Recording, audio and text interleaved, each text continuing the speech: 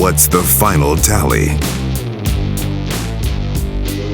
It's that time. Nigel, do you want his with the curse tracker? Yeah, let me find it. This was a PG-13 movie, right? Mm-hmm. So it only had 15 curses in it.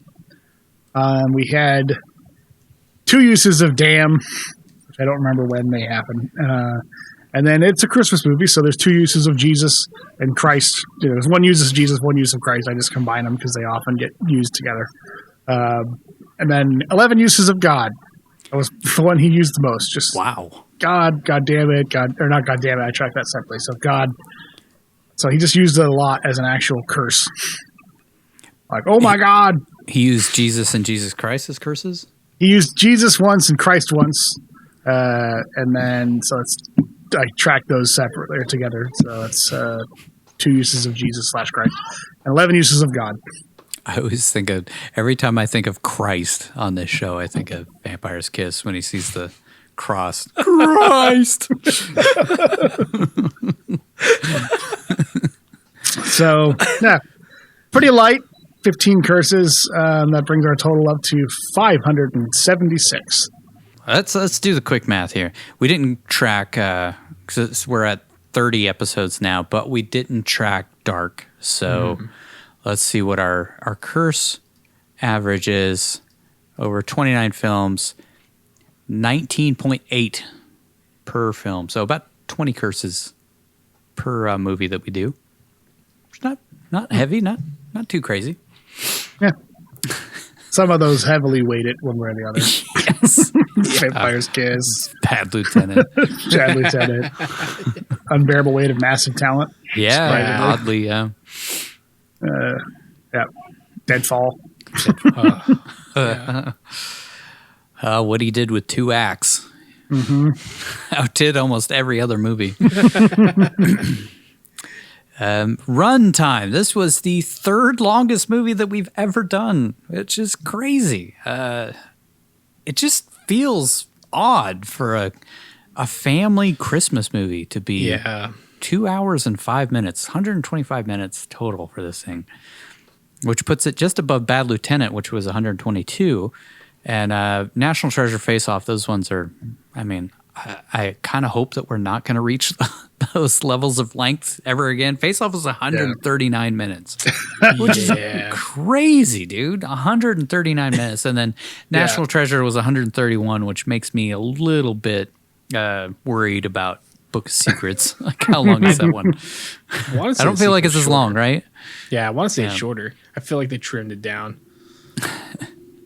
I mean, that is one of my arguments about National Treasure is that it did feel about 15 minutes, 20 minutes too long. Yeah. Like the false. The free false takes endings, a little bit too long. Yep. Yeah. I kind of feel like Family Man, we could have trimmed about 15 minutes of this thing. They could have tightened it up a little bit. There's a few scenes, like maybe the first scene with Arnie, I feel like could have been trimmed down. Yeah. Oh, God, yeah. I feel like the whole subplot with the hot housewife could have potentially been trimmed out. Yeah. I mean, there's a lot of little things, but maybe that was an homage to Valley Girl and that awful fucking that B plot. Yeah, that's what it really did remind me of because it's pointless. It doesn't serve any point. Like, okay, like I mean, it sets up the fact that he was willing to cheat on her. And everybody in his life was like, what are you, an idiot? Like, anybody would kill to be with this girl, and you're going to just ruin it? You're going to throw this away? Yeah, but I felt like they had already touched on that. You didn't need to have this awful B-plot of this woman trying to seduce him. Yeah, but I don't know. I felt like it was, I mean, it could have been trimmed, but I think it was useful to kind of show his development, to go from kind of the scumbag that he was, where he's like, well, it doesn't apply to me because I'm not even in this reality, you know? Yeah. To him actually genuinely loving Kate and not wanting to do something like that to her. I think it would have been better if they had just like, she started to initiate things and then he stopped it. And that's like, that's kind of how it started, right? Yeah. Like her trying to make out with him and it's just Oh, then like just trim it down. We didn't need this whole spelling it out bullshit and then talking to Arnie. It's like we get it. We get it as audience. I think we could have chopped that all out. Yeah. Some of that bowling could have gone. There's a lot of things that could have been just trimmed down a lot. I do feel like a lot of those add to the character development. They add to the overall film, but at the same time, it's like it's a Christmas family movie.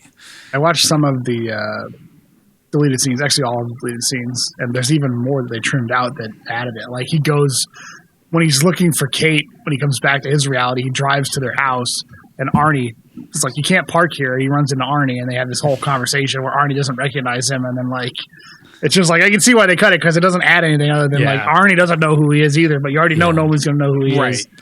And then he says this thing, they basically said they went to high school together, and Arnie's like, oh, yeah, I think I do remember you. We went to high school together. And then Jack's like, that's right, we did. I feel like we could have been really good friends. And, like, you know, it's... Do you think in his new reality he tries to go by Robert Downey Sr.'s house? And yes. Oh, yes. Like, tries to reconnect with all the people that he was friends with in that reality? Yeah, I think so. I do. I think he tries to build that life because in his eyes, that's the only way that this is going to play out the way he wants it to. Yeah, and maybe that could have been, that's why they cut that, because that scene kind of like really, like Arnie doesn't know him and doesn't like him because he was probably an asshole when he was in high school and didn't, probably. And he's some rich asshole from the city and Arnie's living in the suburbs or whatever, but I think that scene was set up to show you that he couldn't go to couldn't make friends with him because it seems it's almost antagonistic. Yeah. But yeah. Nudity. I don't feel good about it, but there was one baby penis. I mean, it was the whole freaking frame, dude. I have to include it. I know it's weird, but it's nudity. It still counts, man. So really weird that it's PG-13. Well, they did it because the kid peed on Nick, and they were like, "Oh, we got to use it." But this is amazing.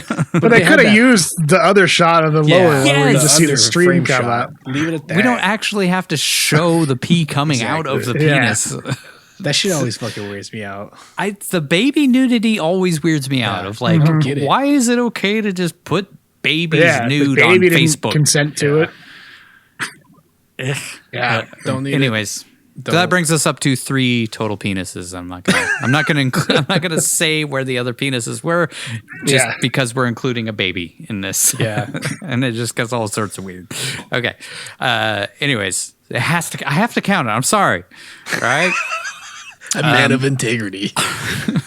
State and country tracker. We went to New York and New Jersey, which I'm kind of glad about because I always felt a little weird about New Jersey since he was only in it for like a second in National Treasure. So now we have almost an entire movie in New Jersey. So can officially count it.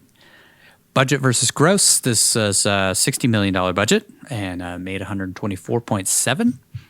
It brings our grand total up to $847.6 million budget and $1.758 billion gross.